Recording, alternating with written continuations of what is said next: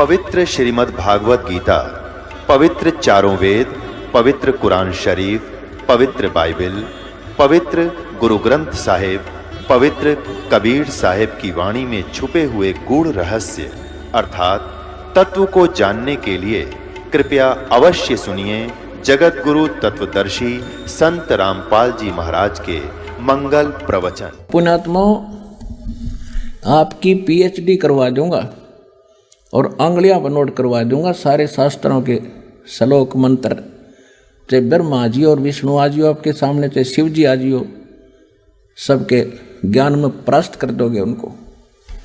अब देखिएगा श्रीमद् भगवत गीता अध्याय नंबर 4 का श्लोक नंबर 32 में आगे इसमें कहा है कि इस प्रकार, यानी जो 25 से 30 तक बताया है उससे ऐसे इस प्रकार बहुत तरह के यज्ञ माने धार्मिक अनुष्ठानों की जानकारी, ब्रह्मणे माने सच्चिदानंद घन ब्रह्म कहो, परम अक्षर ब्रह्म कहो, पूर्ण परमात्मा कहो, सत्पुरुष कहो, अमर पुरुष कहो, उसको कबीर देव कहो। वो कबीर परमात्मा सह शरीर सतलोक से चलकर आता, ये वेद बताते हैं कि अपने मुख कमल से वो कवियों की तरह आचरण करता हुआ अपने तत्व ज्ञान का प्रचार करते हैं। वो तत्व ज्ञान है, वो सूक्ष्म वेद है, वो सच्चिदानंद घन ब्रह्म की वाणी है, वो कबीर वाणी है जो भगवान खुद बोलते हैं अपने मुख से। और इसमें मूल पाठ में संस्कृत भी स्पष्ट करती है, ब्रह्मणे मुखे, मुख माने मुंह, मुख, और ब्रह्मण माने सच्चिदानंद घन ब्रह्म यानी परम अक्षर ब्रह्म। परम अक्षर ब्रह्म के मुख से उच्चरित वाणी में धार्मिक यज्ञों यानी धार्मिक अनुष्ठानों की जानकारी विस्तार से कही गई है, वो तत्व ज्ञान है। देखो अब चौथे अध्याय का 32वां श्लोक आपको 10 अनुवाद करके समझा रहा है।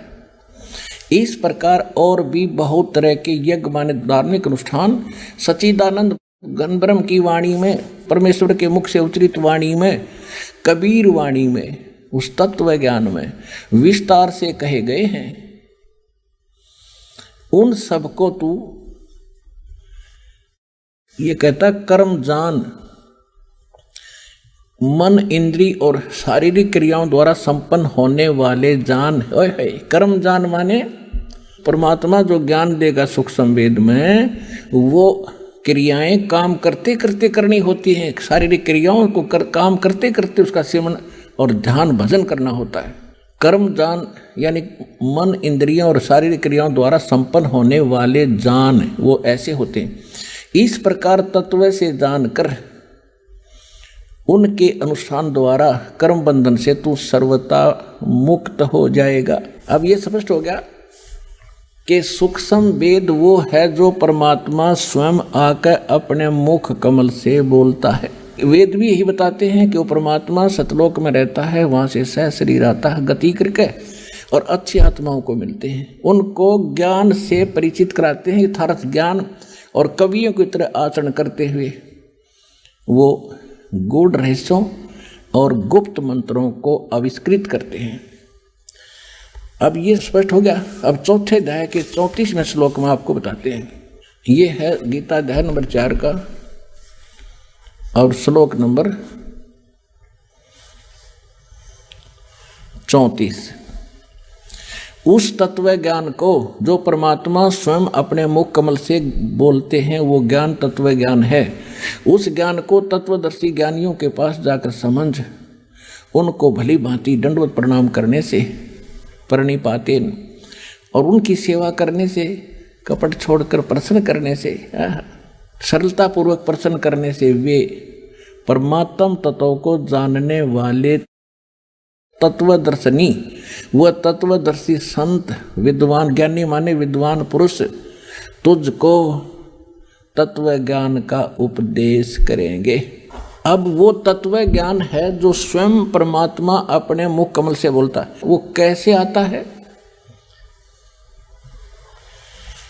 ये थोड़ा सा ऋग्वेद को भी साथ लेंगे हम। देखिएगा ऋग्वेद 9-10 मंडल ये इकट्ठे ही अनुवादित हैं। ये कहाँ से छपा है? प्रकाशक है सार्वदेशिक आर्य प्रतिनिधि सभा, महर्षि सिद्धांत भवन, रामलीला मैदान, नई दिल्ली से। और ये यहाँ से छपा है। अब इसके हम थोड़े से श्लोक पढ़ेंगे, घना कंसेप्ट क्लियर हो जाएगा। ये है ऋग्वेद मंडल नंबर 9 सूक्त 86 मंत्र 26। इसमें क्या कहा है, इसमें ये कबीर शब्द है, ये कबीर लिखते हैं, हम कबीर बोलते हैं इसको।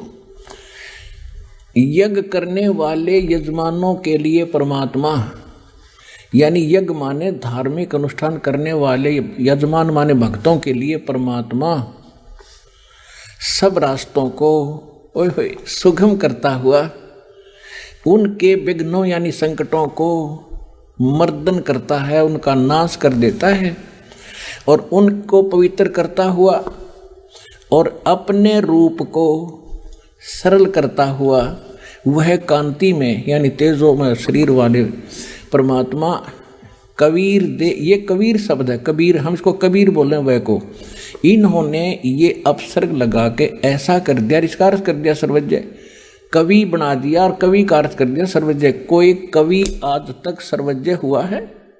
इनकी अकल मारी जा रही है। अब देखना, अब पहले ये निर्णय करते हैं कि जैसे ये यजुर्वेद है, ये देखो ये यजुर्वेद है और इसके अपसर्ग हटा के ये र यहाँ लगा दें 2 और वेद अलग कर दें और यजु लिख दें और कहीं पर इस यजुर्वेद की महिमा हो और केवल यजु लिखा हो तो अनुवाद करता बुद्धिमान उसकी बुद्धि सलप नहीं करेगी, तो वहाँ करेगा यजुर्वेद लिखेगा। ऐसे ही जहाँ कबीर भी लिखा है इन्होंने अपसर्ग लगा के, तो इसके अनुवाद में लिखना पड़ेगा कबीर देव। हम उसने कबीर देव के बोल रहे हैं, कबीर देव कबीर, हम वह को वह बोलते हैं, वेदों को हम वेद बोलते हैं। किसी का नाम धर्मवीर है तो हम उसको धर्मवीर बोलते हैं, किसी का नाम वेद प्रकाश है तो हम उसको वेद प्रकाश बोलते हैं। तो यहाँ सिर्फ एक भाषा के बोलने का अंतर है और भगवान का नाम वही है। इस यजुर्वेद से करते हैं स्पष्ट आपको, ये महर्षि दानंद का ही अनुवादित है। ये देखिएगा,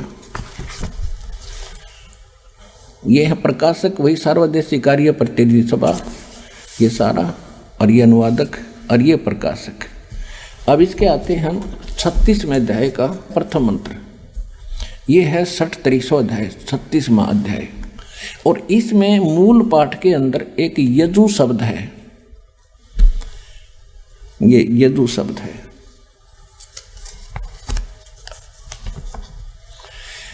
रच्चम वाचम परपदे मनो यजु परपदे, ये यजु शब्द है ओनली। ये यजुर्वेद की महिमा है यहाँ पर। तो यहाँ पर इस महर्षि दानंद ने ठीक अनुवाद कर दिया। यहाँ देखो, ये इसी का अनुवाद है। ये लिखता है, वाणी की प्रेरणा को प्राप्त हो मनन करने वाले अंतःकरण के तुल्य यजु माने यजुर्वेद को प्राप्त हो। तो यहाँ यजुर्वेद की महिमा थी, बेशक यजु लिखा था तो इन्होंने यजुर्वेद लिखना पड़ा। अगर यजु भी लिखा है तो ये अंडरस्टूड है कि उसको समझाने के लिए यजुर्वेद लिखना पड़ेगा कि यजुर्वेद के विषय में कहा जा रहा है। ठीक इसी प्रकार अब हम फिर आते हैं इस ऋग्वेद के ऊपर। ये वहीं से प्रकाशित आपको, ये यहाँ से, ये इसके प्रकाशक है वही जो, और ये यहाँ से ये प्रकाशित है। अब हम ऋग्वेद मंडल नंबर 9 सूक्त 86 का मंत्र 26 फिर पढ़ेंगे। ये देखो 26,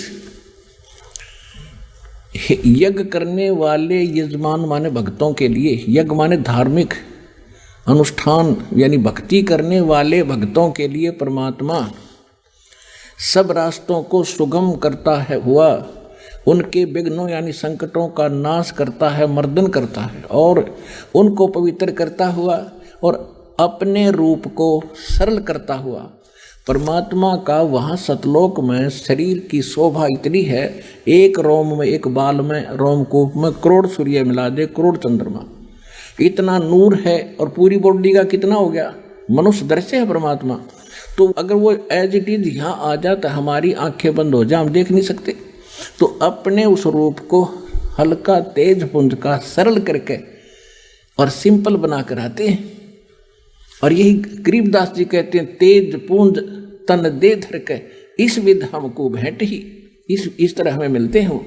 अब देखिएगा, अपने रूप को और सरल करता हुआ वह कांति में माने तेजों में शरीर वाले परमात्मा कबीर देव, यहाँ हम इसको करेंगे कबीर देव, कबीर साहब, ये कबीर परमात्मा, कबीर देव लिखेंगे हम इसको, नोट सर्वज्ञ। वो कबीर देव यानी कबीर साहब विद्युत के समान क्रीड़ा करता हुआ, यानी बिजली जैसी गति से वर्णीय माने वर्णीय पुरुषों को प्राप्त होता है।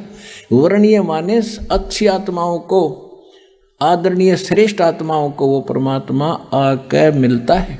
और वो कहाँ रहता है? देखो, यही ऋग्वेद मंडल नंबर 9 सूक्त 86 के मंत्र 27 में स्पष्ट है कि जो परमात्मा ध्रुवलोक के यानी सतलोक के तीसरे पृष्ठ पर विराजमान है, ओहो वहां बैठा है वो परमात्मा, साकार है। आगे देखो, अब दिखाते हैं इसी ऋग्वेद मंडल नंबर 9 सूक्त 82 का 82 का, ये देखिएगा ऋग्वेद मंडल नंबर 9 सूक्त 82 और मंत्र नंबर 1 यहां पर है। इसमें कहा है कि जो सर्व उत्पादक प्रभु, सोम माने सबका उत्पादक परमात्मा, प्रकाश रूप सद्गुणों की वृष्टि करने वाला और पापों का हरण करने वाला, सब पापों का नाश करने वाला है, वह है राजेव। राजेव माने राजा के समान, राजा के समान राजेव, ये यहाँ राजेव है, राजेव राजा के। यहाँ देख लो 269 पृष्ठ पे, और ये दिखाएंगे 270 पृष्ठ पे। कोई जो ना कह दे पृष्ठ गुना बदल गए होंगे। 270 पृष्ठ पे राजेव माने राजा के समान, ओए होए राजा के समान दर्शनीय है, वो देखण में राजा की तरह है, सिंहासन पर बैठा है। आपने परमात्मा के द्वारा बताई हुई वाणी से धर्मदास जी ऊपर देख कर आए थे, वो कल आपने एक सत्संग में सुना भी था कि वहाँ परमात्मा का एक सिंहासन है, सिंहासन पर परमात्मा विराजमान है, उसके सिर पर मुकुट है। यही गरीबदास जी कहते हैं, अरस कुर्स पर, आसमान के अंतिम छोर पर अरस कुर्स पर सफेद गुंबद है जहाँ परमेश्वर का डेरा। कहते हैं सवेत चक्र शर मुकुट विराज, ऊपर छतर, सवेत छतर शर मुकुट विराज और देखत ना उस चेहरे लो। ये निराकार निराकार कह बकवास कर रहे हैं कि तुमने साधना ठीक मिली नहीं, भगवान वो दिखाई दिया नहीं जिसके सिर पर सफ़ेद छत्र है, सिर पर मुकुट है और सिंहासन पर विराजमान है। यही वेद बता रहे कि वो परमात्मा देखने में राजा के समान है, राजा की तरह बैठा हुआ मुकुट माकुट पहनकर, वो देखने में राजा के समान दर्शनीय माने देखने जो के देखने में उस प्रकार है। और वह है पृथ्वी आदि लोक लोकांतरों के चारों ओर शब्दमान हो रहा है। वह वर्णीय पुरुष को, वर्णीय माने अच्छी आत्मा को, श्रेष्ठ व्यक्ति को, जो दृढ़ भक्त है, ओए होए जो दृढ़ भक्त है उसको पवित्र करता हुआ मिलता है, उसको आकर मिलता है। और जिस प्रकार विद्युत स्नेह वाले स्थानों को आधार बनाकर प्राप्त होता है, ओए होए। अब देखियो कितना स्पष्ट कर दिया वेद ने कि जैसे वो परमात्मा कबीर देव, वो सबकी रचना करने वाला, पाप नाश करने वाला वो परमात्मा राजा के समान देखने में मनुष्य दृश्य है, और वो वहाँ से चलकर आता है, अच्छी आत्मा को मिलता जो दृढ़ भक्त होते हैं, जो मालिक ने कह दिया डगमग नहीं हुए वही उसी तरह चले। जैसे सभी महापुरुषों को कह दिया था परमात्मा ने, जिनको वो मिले थे कि भी इस ज्ञान को अभी छुपा के रखना, इस नाम को कहीं बताना नहीं किसी को, अपने अनुयायियों को। तो इन सभी महापुरुषों ने कति गुप्त कर दिया, लिख दिया, लेकिन आगे छींट नहीं लगने दी। ये दृढ़ भगत थे, इनको गवाह बनाया। तो यहाँ ये स्पष्ट हो रहा है कि वो परमात्मा ऐसे आता है जैसे आकाशीय बिजली, आकाश की बिजली और कोई धातु विशेष पर गिरती है जहाँ उसका अट्रैक्शन होता है, पुराने समय में हम छोटे छोटे से जब कभी वर्षा होती थी, बिजली कड़कती थी और बाहर कोई बर्तन रह जाता था आंगन में, उस समय कांसी धातु के थाली बेले गिलास कटोरे होया करते थे, कांसी धातु के। अब तो वो रहे नहीं। कांसी धातु के बेले थाली रहते थे और कांसी धातु पर बिजली विशेषकर गिरती थी। तो हमारी दादी जी कहती थी कि इनको अंदर रख लो, ना तो बिजली गिर जाएगी इन पे। तो यहाँ क्या बता रहा है कि जैसे बिजली, आकाशीय बिजली एक अपने सने वाले स्थानों को आधार बनाकर गिरती है, ऐसे ही परमात्मा उन्हीं को मिलता है जो उसके प्रिय होते हैं, जो उनके मिलन जोग्य होते हैं। उन्हीं महापुरुषों को आकर भगवान मिलता है। जैसे बिजली गिरती है उसी स्थान पर, उसी धातु पर जिसका उसके प्रेम है, लगाव है, जो उसके अट्रैक्शन है। तो उन महापुरुषों को किन किन को मिले परमात्मा? उन दृढ़ भक्तों को, आदरणीय धर्मदास साहिब जी को, आदरणीय मुल्कदास साहिब जी को, आदरणीय दादू साहिब जी को, आदरणीय नानक साहिब जी को, आदरणीय गरीबदास साहिब जी को, गांव छुड़ानी जिला जज्जर हरियाणा वाले को, आदरणीय गीसादास साहिब जी गांव खेकड़ा जिला बागपत उत्तर प्रदेश वाले को, आदरणीय स्वामी रामानंद जी काशी वाले को। और वो परमात्मा आते किस लिए हैं ये देखो। ऋग्वेद मंडल नंबर 9 और सूक्त नंबर 82 हम पढ़ रहे हैं। इसका मंत्र नंबर 1 हमने पढ़ लिया, अब 2 पढ़ेंगे। हे परमात्मन, आप किस लिए आते? हे परमात्मन, उपदेश करने की इच्छा से आप, ओए होए, तत्व ज्ञान बताने की इच्छा से आप महापुरुषों को प्राप्त होते हो। ओए होए, आप अत्यंत गतिशील पदार्थ के समान, यानी बहुत स्पीड से हमारे आध्यात्मिक यज्ञों को प्राप्त होते हैं। और आप कबीर देव हैं। इन्होंने सर्वज्ञ कर दिया, बैठा दिया। आप कबीर साहब हैं, आप कबीर देव हैं, शुद्ध स्वरूप हैं। आप हमको सुख दें, प्रेम भाव को उत्पन्न करते हुए।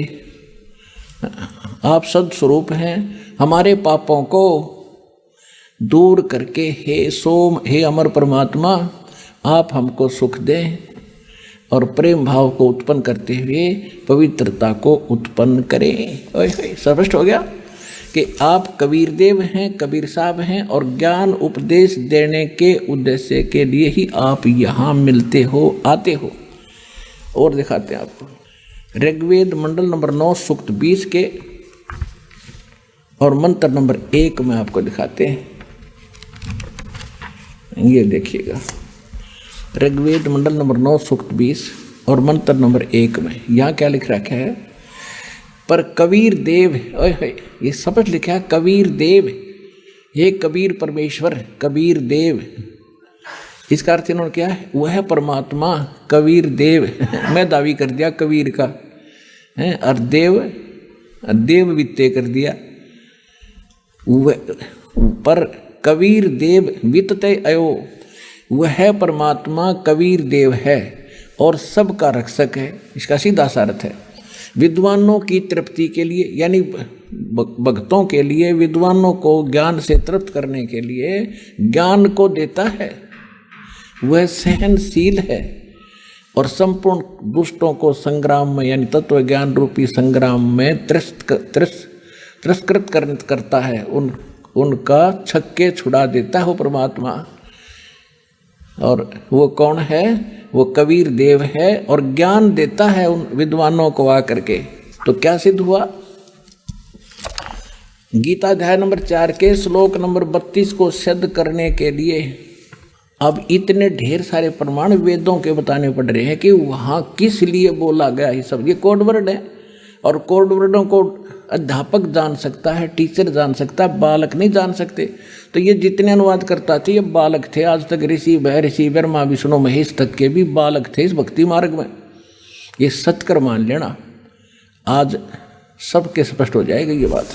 अब ऋग्वेद मंडल नंबर 54 और सूक्त नंबर 3 में आपको दिखाते हैं। ऋग्वेद मंडल नंबर 9 सूक्त चम्मन 54 और इसके मंत्र नंबर 3 में, ये 3 नंबर मंत्र है।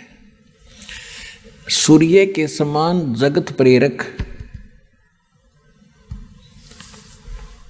वह परमात्मा सोमदेव, सोम स्वभाव वाले और जगत प्रकाशक, वह परमात्मा जगत प्रकाशक है और विश्वानी पुनाने सबको पवित्र करता हुआ भुवनो ऊपरी तिष्ठति, संपूर्ण ब्रह्मांडों के ऊर्ध्व भाग माने ऊपर में भी नहीं, वहाँ पर बैठा है। तिष्ठति माने विराजमान है, उड़ा बैठा है सब भवनों के ऊपर पर, सबके ऊपर स्वर्ग सतलोक के अंदर वो परमात्मा विराजमान है, वहाँ बैठा है। ठीक, और वहाँ से ये गति करके आता है। ये आपको ऋग्वेद मंडल नंबर 9 सूक्त 86 मंत्र 26 और 27 में स्पष्ट कर दिया कि वहाँ से चल कर आता है। और इसी प्रकार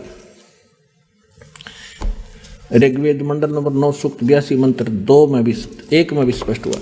अब आपको दिखाते हैं ऋग्वेद मंडल नंबर 9 और सूक्त 94 का। है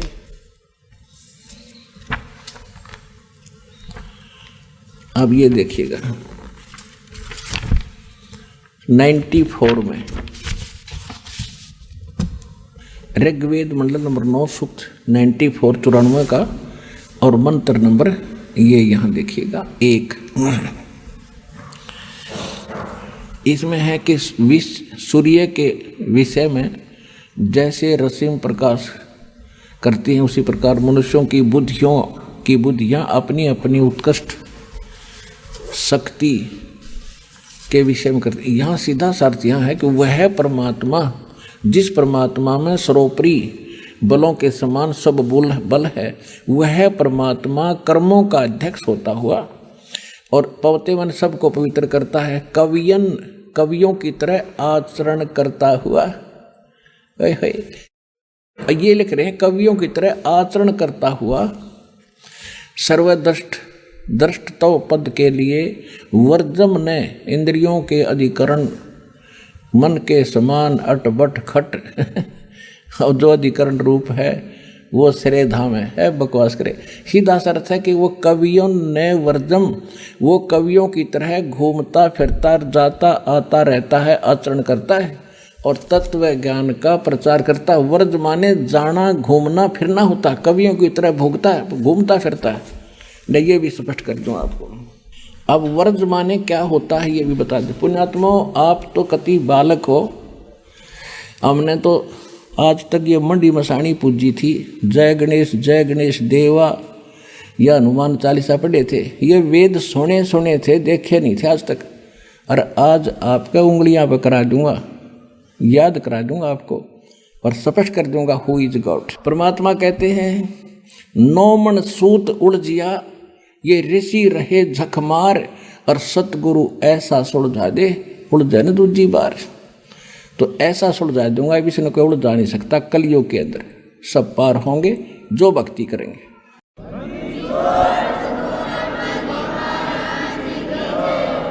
अब देखिए, ये है एक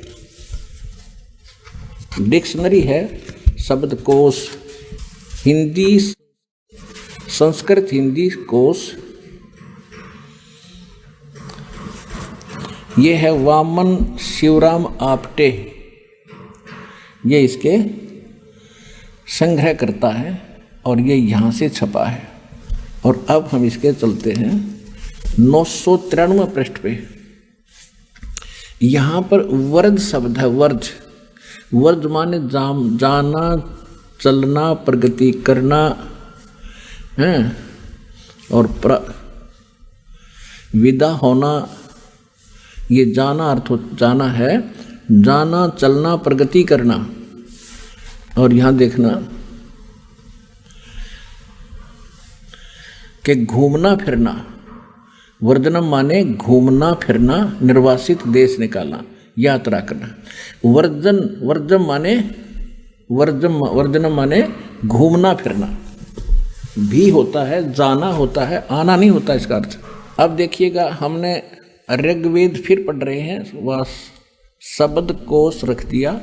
हम ऋग्वेद पर आगे हैं और पृष्ठ नंबर ऋग्वेद मंडल नंबर 9 सूक्त 94 के हम मंत्र नंबर 1 को पढ़ रहे हैं। ये मंत्र नंबर 1 है। इसमें यहाँ इन्होंने अनुवाद में गड़बड़ करी है।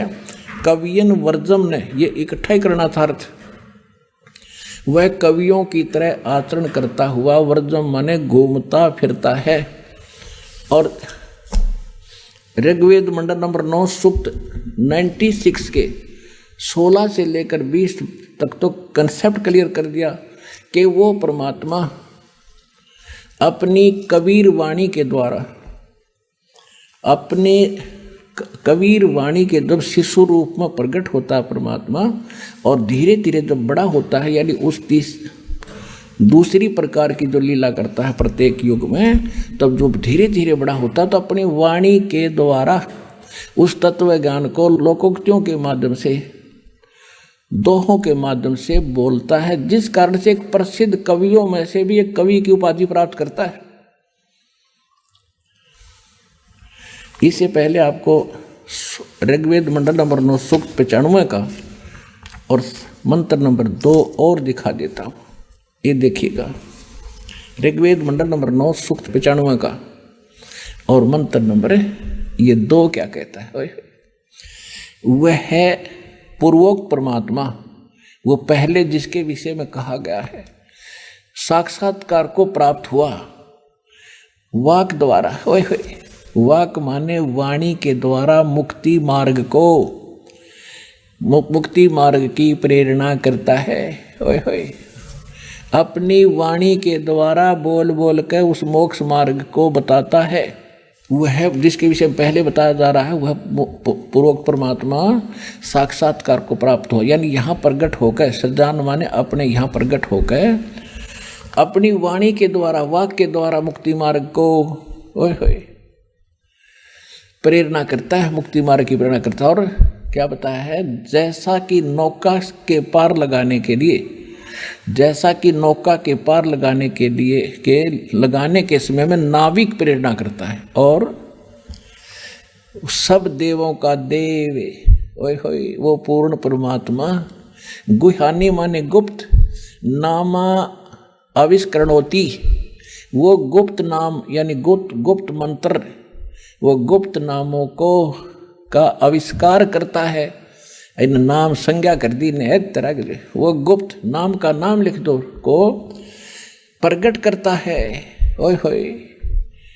और वाणी रूपी यज्ञ के लिए सिद्ध सदा स्पष्ट कर दिया कि अपने मुख से वो बोलता है, अपनी वाक द्वारा, वाणी द्वारा बोलता है, और सब देवों का देव वो पूर्ण परमात्मा गुप्त नाम आविष्करणोति, नाम को का आविष्कार करता है, प्रकट करता है। और परमात्मा कहते हैं जिस नाम को कोई नहीं जानता, उन नाम भक्ति के नामों को, मोक्ष के मार्ग को, उस नाम को स्वयं आके बताता है। और परमात्मा कहते हैं कबीर साहब, सो हम शब्द हम जग में लाए, सार शब्द हमने गुप्त छपाए। आज तक सोहम मंत्र किसी वेद में नहीं, किसी पुराण में नहीं, किसी उपनिषद में नहीं, किसी गीता में नहीं। तो ये सिद्ध हो गया कि वो कबीर नामक परमात्मा सतलोक में रहता है, वहाँ से चलकर आता है और अपनी वाणी के द्वारा उस तत्व ज्ञान का प्रचार करता है, और गूढ़ रहस्य और गुप्त मोक्ष मार्ग को, उन मंत्रों को भी वही आविष्कृत करता है, वही उसको सार्वजनिक करता है, उनकी खोज करके हमें देता है। इति सिद्धम, कबीर परमात्मा ने जो ज्ञान दिया है वो श्रेष्ठ और फाइनल है। अब उस परमात्मा ने जो ज्ञान दिया है वो ज्ञान और वो मोक्ष मार्ग क्या है, स्पष्ट हो गया, वेदों से प्रमाणित हो गया कि कबीर देव, कबीर साहब वो परमात्मा है जो अपने मुख कमल से वाणी बोलता है।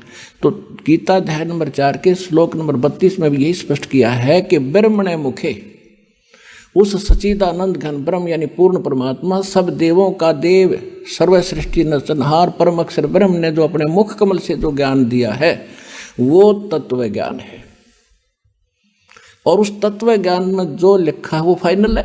और उस श्रीमद् भगवत गीता अध्याय नंबर 15 के श्लोक नंबर 1 से 4 को थोड़ा सा और दिखाते हैं आपको, इसी से संबंधित है।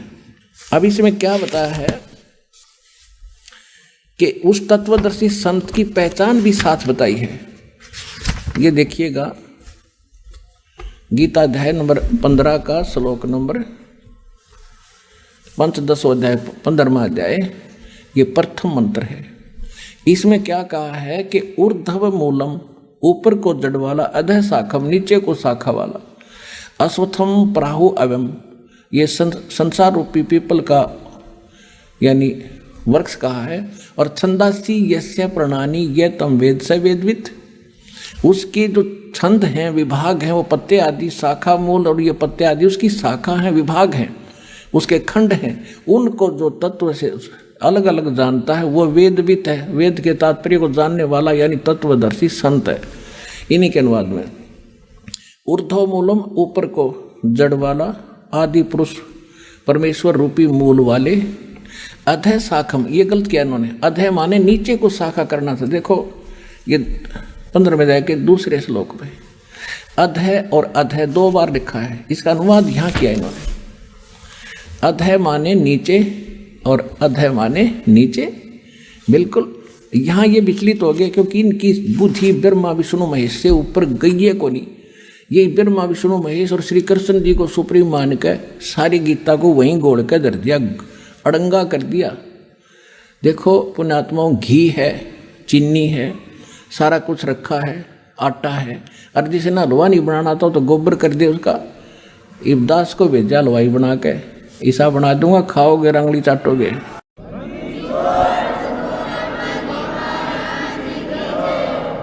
ये देखिएगा इन सदग्रंथों में क्या रहस्य भरा है कि ऊपर को जड़, ऊर्ध्व मूलम अधः शाखम, सीधी सी बात है।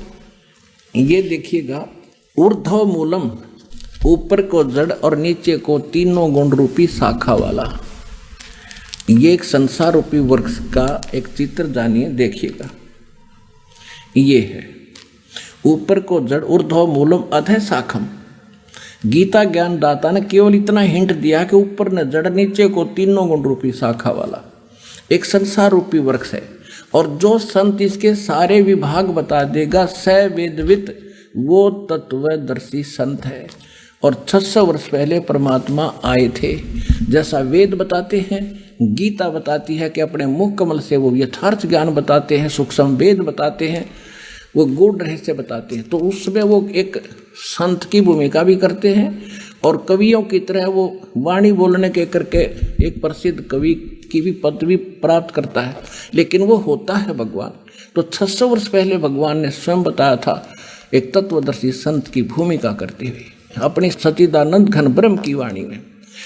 कहते अक्षर पुरुष एक पेड़ है, सरपुरुष हुआ की डारे, तीनों देवा शाखा है, भाई पात रूप संसारे। परमेश्वर स्वयं आकर बता गए थे 600 वर्ष पहले इस गीता के ज्ञान को सिंपल लैंग्वेज में कि ऊपर को जड़, अक्षर पुरुष एक पेड़ है जो जमीन से बाहर दिखाई देता, उसको पेड़ बोलते हैं। और मूल बतानी छोड़ गए भगवान, क्योंकि यहाँ कोई अधिकारी आ जाता है, मंत्री आकर खड़ा हो जा, वो कह दे मैं फलाना मंत्री हो, भाई ठीक है खड़ा रहे होगा, और उसके साथ कोई गनमैन और आ जाने का ट्यूब भाई मंत्री जी आए हैं, अच्छा आओ जी बैठो जी। तो इसलिए परमात्मा ने अपने को छुपा कर रखा, अरिवदास को भेज दिया कि सारे राष्ट्रपतियों के राष्ट्रपति आगे कबीर भगवान, सब भगवानों के भगवान, सब देवों के देव, अनंत कोट ब्रह्मांड का एक रति निभार, सतगुरु पुरुष कबीर हैं कुल के सरचना।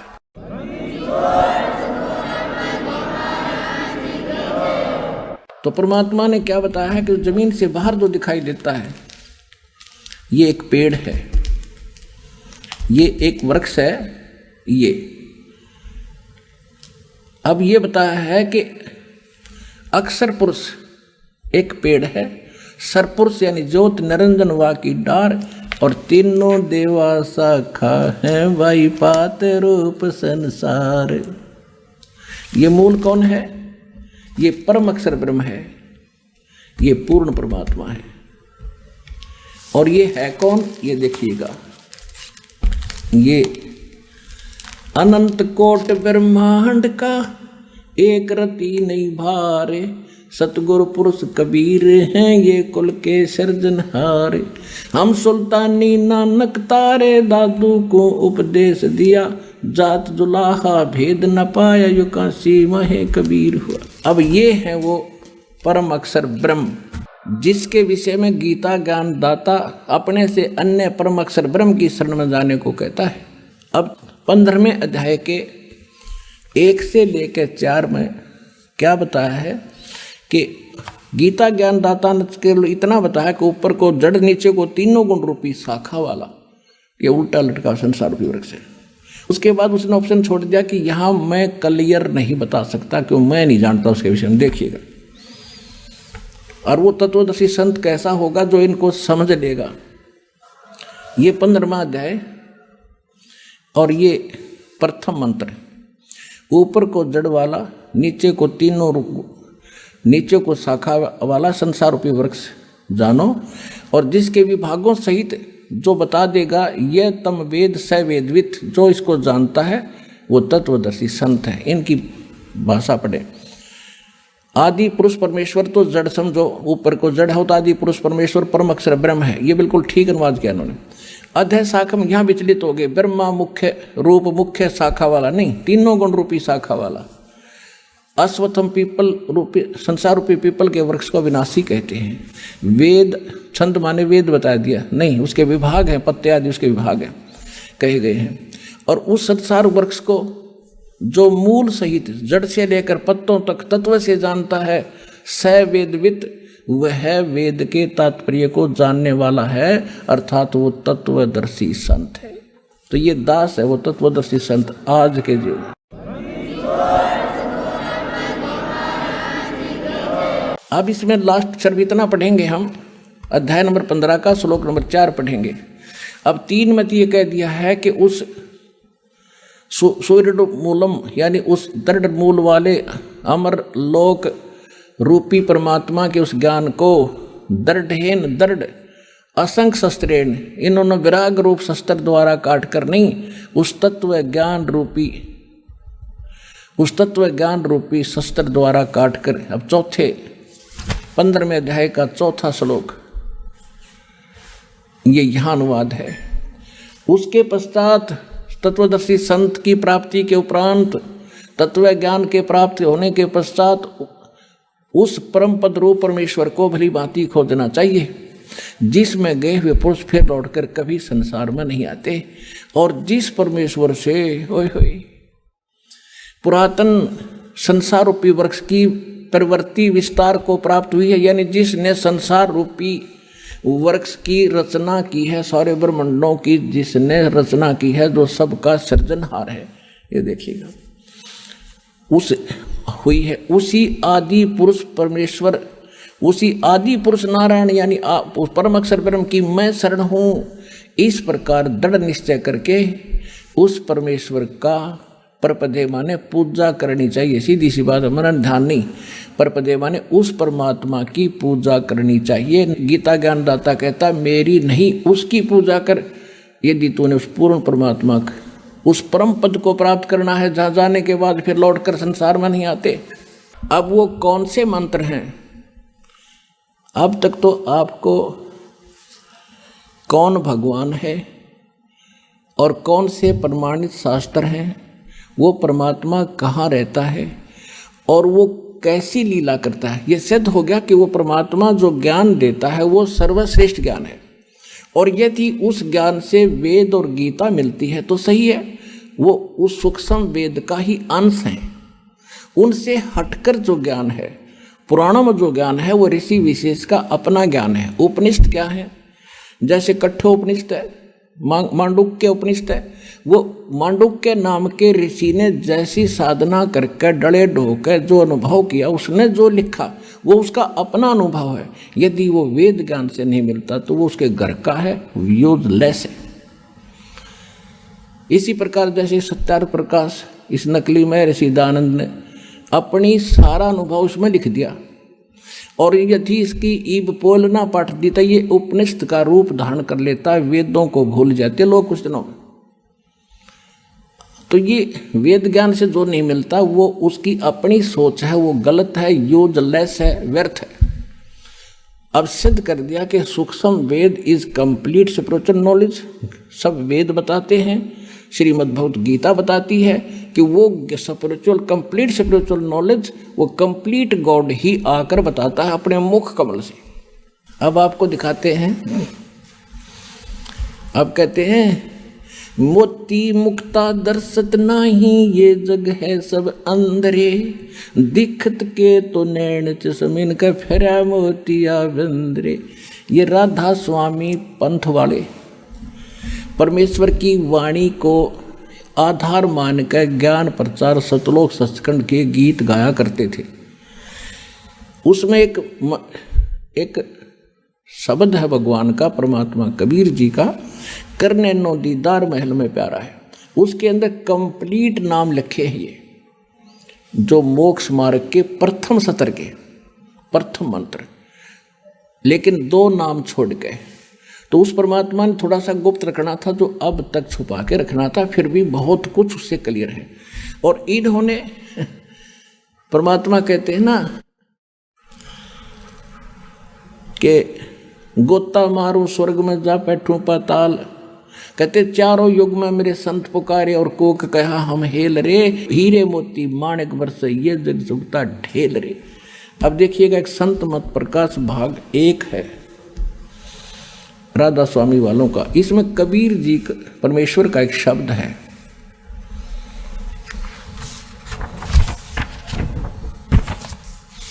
संत मत प्रकाश भाग 1, और ये महाराज सावण सिंह जी के वचनों का संग्रह है।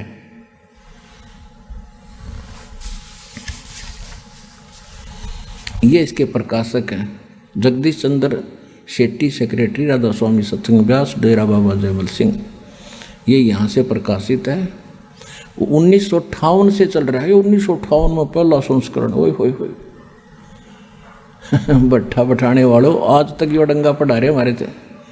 ये मुद्रिक, ये सारा ये यहाँ से छपा है, Ajanta offset and packaging limited.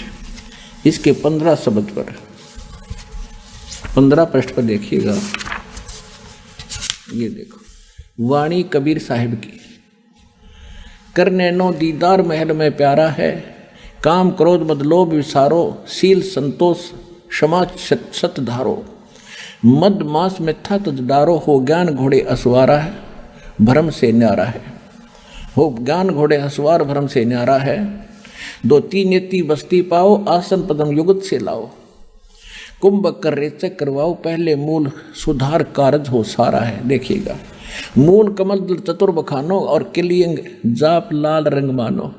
यहाँ परमात्मा ने किलियम को किलियंग लिख दिया, योड़ पड़द हो रहे। अब कोड वर्ड तो उसका दास से बता सके है, जो भगवान का दास होगा। आइए अब हम उन श्रद्धालुओं के अनुभव जानते हैं जो जगत गुरु तत्वदर्शी संत रामपाल जी महाराज जी से दीक्षा प्राप्त कर चुके हैं तथा उनके द्वारा बताए गए भक्ति मार्ग पर चल रहे हैं। जी नमस्कार। नमस्कार जी। जी क्या नाम है आपका? गगनेश कुमारी। गगनेश जी कहाँ से आए हो आप? मैं गांव राजगढ़, डाखाना राजगढ़, तहसील बल, जिला मंडी, हिमाचल प्रदेश से आई हूँ। सबसे पहले हम आपसे ये जानना चाहेंगे कि आप क्या करते हैं? मैं सरकारी स्कूल में शिक्षा विभाग में अध्यापिका हूँ और मैं बच्चों को गणित और विज्ञान पढ़ाती हूँ। जी आप संत रामपाल जी महाराज जी से जुड़ने से पहले क्या भक्ति साधना करते थे? मैं परम संत सदगुरु रामपाल जी महाराज जी से जुड़ने से पहले डेरा ब्यास, राज्य पंजाब और राधा स्वामी पंथ से जुड़ी हुई थी। कितने साल से? सन 2000 में लिया था और 2014 तक, हाँ, लगभग 13 साल तक मैं वहाँ जुड़ी रही। राधा स्वामी पंथ में आपने किन से नाम उपदेश ले रखा था? मैंने डेरा ब्यास से जो जयमल सिंह महाराज जी के द्वारा चलाया हुआ है, तो वहाँ से मैं जुड़ी थी। गुरिंदर सिंह, आजकल वर्तमान में गुरिंदर सिंह ढिल्लों आजकल उनके मौजूदा गुरु हैं, उन्हीं से मैंने भी नाम दीक्षा ली थी। देखिए आपने राधा स्वामी पंथ से लगातार 12-13 साल तक भक्ति की है, उसके बाद आपके जीवन में ऐसा क्या होता है कि आप वो साधना छोड़कर संत रामपाल जी महाराज जी की शरण में आ गए? एक तो उतनी हम श्रद्धा से वो कर भी रहे थे भक्ति, पर घर में शांति नहीं थी, चैन नहीं था, और ऐसे ही अंधश्रद्धा से हम चले हुए थे और समझ में नहीं आ रहा था कि क्या बात है। फिर मेरे पिताजी जो ड्राइंग मास्टर रिटायर हुए हैं, उन्होंने साधना चैनल पर संत रामपाल जी महाराज जी का सत्संग सुना, और वो परम संत सतगुरु रामपाल जी महाराज ने सभी आजकल के धर्मगुरुओं की किताबें और जहाँ पर वो गलत पाए गए उसको वो बता रहे थे। तो मेरे पिताजी ने पॉइंट पकड़ा कि राधा स्वामी उसमें बता रहे हैं कि वही गुरु पूरा कहावे जो 2 अक्षर का भेद बतावे, एक छुड़ावे एक लखावे ता प्राणी निज घर को जावे। वहीं से उनके मन में तूफान मच गया और उन्होंने हमसे भी डिस्कस किया, हमने भी देखा। हमने कुछ समय तक तो ये बात माना नहीं, लेकिन धीरे धीरे तूफान तो मच गया कि हमें तो वो 2 मंत्र मिले ही नहीं हैं जो लिखे हुए हैं। और फिर दुखी भी हम थे, उस भक्ति को करने से दुखी भी काफ़ी थे। कोई चैन नाम की चीज़ नहीं थी हमारे पास। आर्थिक रूप से तो हम थे, हमारे पास धन संपत्ति थी, लेकिन मानसिक शांति बिल्कुल नहीं थी। फिर हमने जब जैसे जैसे हम संत रामपाल जी महाराज जी का ज्ञान सुनते रहे, उनके सत्संगों को सुनते रहे, उससे हमने बहुत ज़्यादा ये हमें विवश होना पड़ा कि संत रामपाल जी महाराज जी का ज्ञान ही सही है और हमें छोड़ना। मैंने तो जो 2 अक्षर का ये नाम है उसको लेने की बहुत ज़्यादा प्रबल इच्छा मेरे मन में हुई कि अब तत्काल मैंने छोड़ दिया। और मुझे तो वहाँ पर वो सेवा भी दी गई थी, स्टेज पर बैठ करके बुक रीडिंग करना, 4-5 बार मैंने वो भी कर ली। लेकिन जो ही मुझे पता लगा कि हम तो बहुत ज़्यादा लो लेवल का ये ज्ञान है और उससे हमारा भला, शास्त्र के विरुद्ध है और शास्त्र के विरुद्ध भक्ति थी। वो गुरुजी कोई भी शास्त्र प्रमाण नहीं देते थे, अकेले उन्होंने संतों की वाणियाँ ली हुई थी तो उसका ही वो सरलार्थ करते थे और 5 नाम का मंत्र दिया हुआ था। और जो घट रामायण में श्री तुलसी साहिब जी ने बता दिया कि 5 नाम काल के जानो, तो ना तो वो प्रथम मंत्र था उनके पास जो गुरुजी रामपाल जी महाराज जी देते हैं, और हमें तो पता ही नहीं था वेद शास्त्र। और जो अभी भी उनके अनुयायी जो हैं वो बोलते हैं कि वो संत रामपाल जी महाराज जी के ज्ञान से दूर हो जाओ, उसको सुनो तक नहीं। और वो बहुत ज़्यादा गलतफहमी में है। जैसे हमने सुन लिया तो हमारा उद्धार हो गया और हम बहुत ज़्यादा काल जाल से छूट गए। हाँ सर, मैंने विश्लेषण किया जब मैंने संत रामपाल जी महाराज जी का सत्संग सुना और 13-14 साल तक, इवन जब से मैंने होश संभाला था, मेरे माता पिता जी राधा स्वामी पंथ से थे और वह उस पंथ से हम इतनी सारी बहुत बड़ा भीड़ को देख करके, करोड़ों की संख्या में अनुयायियों को देख करके हम उनके साथ जुड़े थे। लेकिन ना तो हमें घर में लाभ हो रहा था और ना ही तो हमें कोई शास्त्र अनुसार कोई साधना मिल पा रही थी। राधा स्वामी सत्संग से जब हम वहाँ, मुझे तो बुक रीडिंग की सेवा मिली थी और जब मैं बुक पढ़ती थी, उस ज्ञान को पढ़ती थी, तो मुझे ऐसा लगता था कि मुझे ही ज्ञान नहीं है और मैं अधिकारी ही नहीं हूँ, तो ये जो 500-700 लोग बैठे हुए हैं ये क्या ज्ञान समझेंगे। और ये बार बार मेरे मन को ये बात कचोटती थी। परंतु हम जुड़े हुए थे, जैसे श्रद्धालु तो होता है वो जुड़ा रहता है, इस ज्ञान से हम ऐसे ही जुड़े हुए थे। परंतु वास्तव में जब संत रामपाल जी महाराज जी का जो मेरे पिताजी ने मुझे बुक दी उसको पढ़ा मैंने और टीवी चैनल पर सत्संगों को सुना, तो एकदम से मुझे वो छोड़ने में ही अपना हित लगा। तो राधा स्वामी सत्संग ब्यास से जो हम साधना कर रहे थे और करते करते कई शंकाएं मन में होती भी थी। और जैसे वो हम बिनती वहाँ गाते थे उसमें लास्ट में आता था अक्षर अक्षर नहीं अक्षर पारा, और हमें पता ही नहीं था कि वो अक्षर ब्रह्म कौन है, अक्षर कौन है, पता ही नहीं था। जब संत रामपाल जी महाराज जी के सत्संगों में हमें अलग अलग से इन भगवानों का पता लगा और हम क्यों जन्मते हैं, क्यों मरते हैं, इन सब बातों का जब हमें पता लगा तो हमने एकदम से गुरु त्यागने में ही अपना हित समझा और हम संत रामपाल जी महाराज जी के शरण में मैं तो चली गई। जैसा कि संत रामपाल जी महाराज जी के लाखों अनुयायी इस बात का दावा करते हैं कि जैसे ही संत रामपाल जी महाराज जी से कोई भी नाम उपदेश लेता है उनकी सालों पुरानी बीमारी दूर हो जाती है, उनको आर्थिक लाभ होते हैं, मानसिक लाभ होते हैं। आपका क्या अनुभव रहा? हाँ बिल्कुल सही बोला उन्होंने, क्योंकि जैसे हमने परमात्मा के गुणों को सुना था, पहले भी गाते थे, कई फिल्में देखते थे, तो उसमें बोलते थे कि असली भगवान जो है अंधे को आंख देता है, कोढ़ी को काया देता है, कंगाल को माया देता है। तो उसी तरह से परम संत सतगुरु रामपाल जी महाराज के शरण में जाने से असाध्य रोग भी ठीक होते हैं। और मैं खुद उसका उदाहरण हूँ। मेरे को लगभग 13 साल पहले से एलर्जी थी और छींके आना, आंखों में खारिश होना, और लगभग पूरे वर्ष में 2-4 महीने मैं कहीं ठीक रहती थी। और एलर्जी से मैं बहुत ज़्यादा पीड़ित थी। फिर कई तरह के हमने वैद्यों से, जो घरेलू वैद्य होते हैं, आयुर्वेदिक दवाइयाँ ली, एलोपैथी के लिए, अब अच्छे अच्छे डॉक्टरों के पास गए, स्किन जो एलर्जी वाले स्पेशलिस्ट डॉक्टर हैं उनसे मैंने दवाइयाँ ली, और बहुत हज़ारों रुपया मेरा दवाई पे खर्च हो जाता था। और जो एंटी एलर्जी की दवाइयाँ थी उसको तो मैं रोज़ खाती थी, और वो इतना उसका साइड इफ़ेक्ट होता था कि मैं दूसरे दिन अपने पढ़ाई में, बच्चों को पढ़ाना और अपने प्रोफेशन में अच्छा से काम नहीं कर पाती थी। तो जब से मैंने 2014 से गुरुजी रामपाल जी, परम संत सतगुरु रामपाल जी महाराज जी से दीक्षा ली, तो सबसे पहले तो मैं, और होता है जी, अब जब थक हार के मैं उनके पास इसके लिए भी गई कि मैं, मेरी एलर्जी, ये भयंकर बीमारी ठीक हो जाए। और मुझे उसके बाद से लगभग 2-3 महीने में इतना, और आज अब मैं मुझे नहीं याद कि पूरी वर्ष में मैं कहीं एक या 2 गोली कहीं लेती हूँ, मैं बिल्कुल ठीक हूँ। तो संत रामपाल जी के उन अचूक मंत्रों में, उनकी वाणी में बहुत ज़्यादा शक्ति है। और क्या लाभ मिले? हाँ, और लाभ, एक तो आध्यात्मिक लाभ मिला, वो जो शास्त्र विरुद्ध साधना मुझे राधा स्वामी पंथ में हम कर रहे थे उससे छुटकारा मिला, सदमंत्र मिले। और जैसे मीराबाई जी ने कहा था कि वस्तु अमोलक दी मेरे सतगुरु, कृपा करी अपनायो। हम तो कुछ भी नहीं थे, तुच्छ बुद्धि जीव थे, लेकिन परम संत रामपाल जी महाराज की दया से मुझ पर कृपा हुई और मैंने सदमंत्र लिया, असली नाम दीक्षा ली, सद दीक्षित हूँ अब मैं। और लाभ, मेरे हस्बैंड आजकल सरकारी स्कूल में, वो भी शिक्षा विभाग में एज ए प्रधानाचार्य कार्यरत हैं। तो उनकी 2017 में जो है वो प्रमोशन हुई, और वो थके हुए भी थे, अपनी एडजस्टमेंट के लिए 250 किलोमीटर दूर उनका उन्होंने ज्वाइन करना था।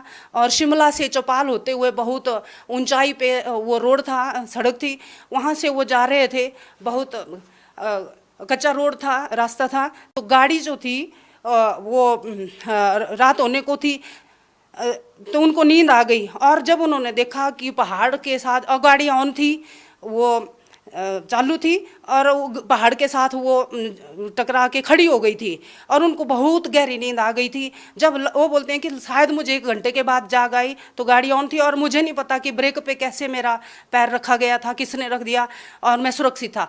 अब मैं 2014 से संत सतगुरु रामपाल जी महाराज जी से जुड़ी थी, और वो कभी कभी विरोध भी करते थे, लेकिन उनको भी कभी सुनते थे, कभी फिर उन्होंने संत रामपाल जी महाराज जी का ज्ञान उस गाड़ी में चलाया हुआ था, सत्संग चला हुआ था। जब उन्होंने 1 घंटे के बाद अपने को सुरक्षित पाया, तो वो भी अचंभित रह गए, और उसी वक्त उनका मन किया कि मैं यहीं से गाड़ी वापस करके अभी संत सतगुरु रामपाल जी का नाम उपदेश लेता हूँ।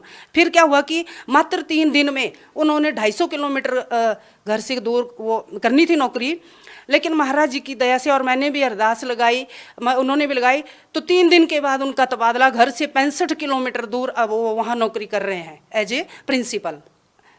मैं अध्यापिका तो हूँ, साथ में हमारी 2-4 बीघा ज़मीन भी है, वहाँ हम धान की फसल करते हैं। जैसे हमने धान की फसल पूरी मैच्योर हो गई, उसकी कटाई की हुई थी। धान की फसल की कटाई करने के बाद हमारे यहाँ जंगली सूअर बहुत ज़्यादा हैं, और वो पूरी फसल को चौपट कर देते हैं। तो हमारे साथ भी हुआ कि काट के, जैसे वो फसल खेतों में थी बिछी हुई, तो उन्होंने वो जो सॉलिड दाने धान के थे उनको उन्होंने सारा का सारा वो उससे निकाल दिया था। वो करते हैं ऐसा ही बंदरवाड़ी।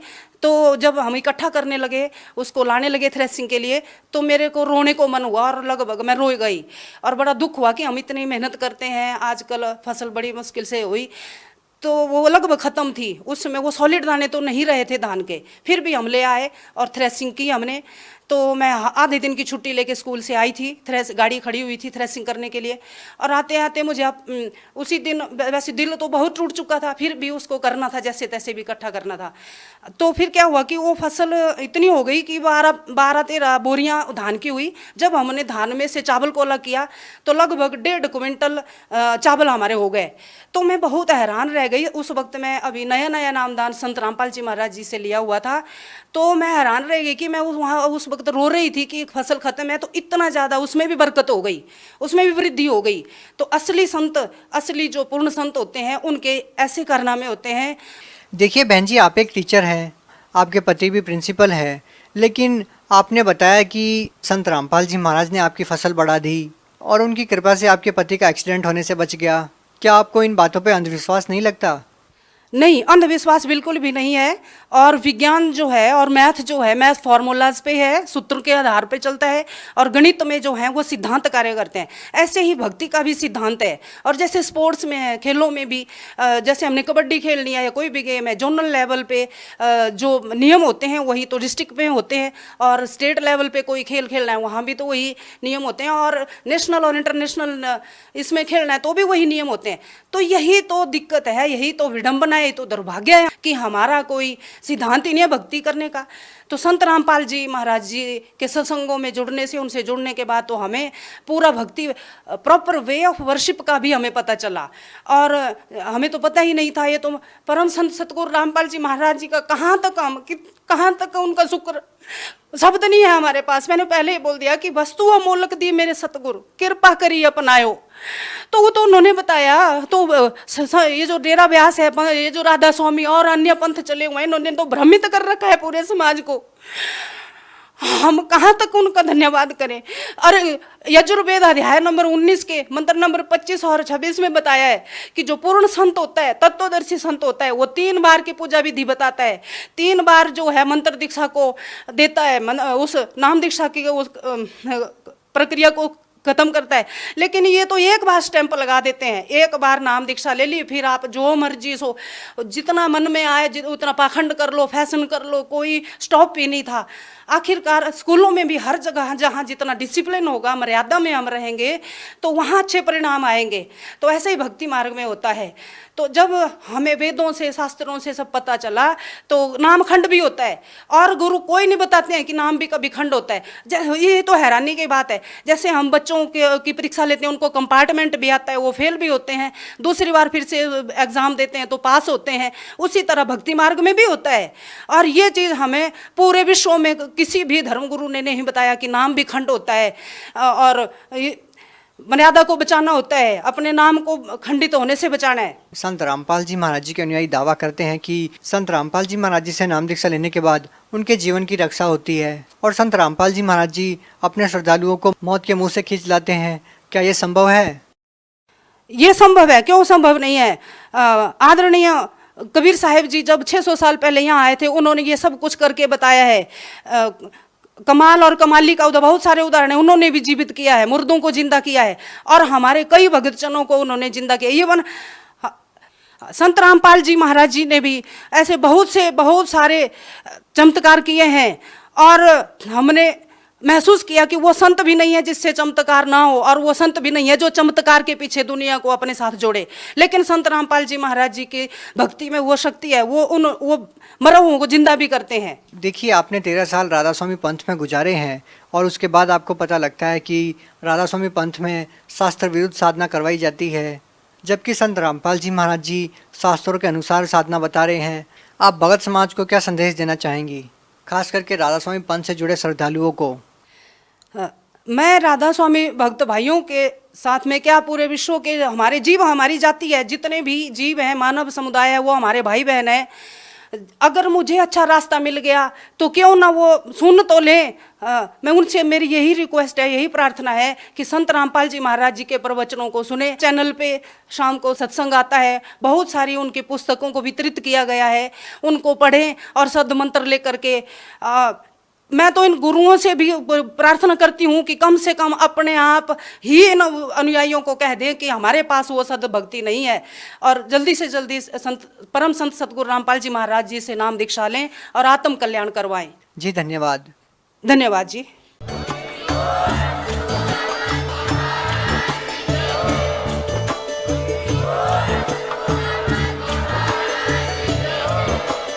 आप सुन रहे थे जगत गुरु तत्वदर्शी संत रामपाल जी महाराज जी के मंगल प्रवचन। अधिक जानकारी के लिए विजिट कीजिए हमारी वेबसाइट www.jagatgururampalji.org। संत रामपाल जी महाराज जी के शुभ आशीर्वाद से पूरे विश्व भर में 500 से भी ज्यादा नाम दीक्षा केंद्र हैं, जिन पर संत रामपाल जी महाराज जी द्वारा ऑनलाइन निशुल्क नाम दीक्षा दी जा रही है। अपने नजदीकी नाम दीक्षा केंद्र का पता करने के लिए संपर्क करें 8222880541।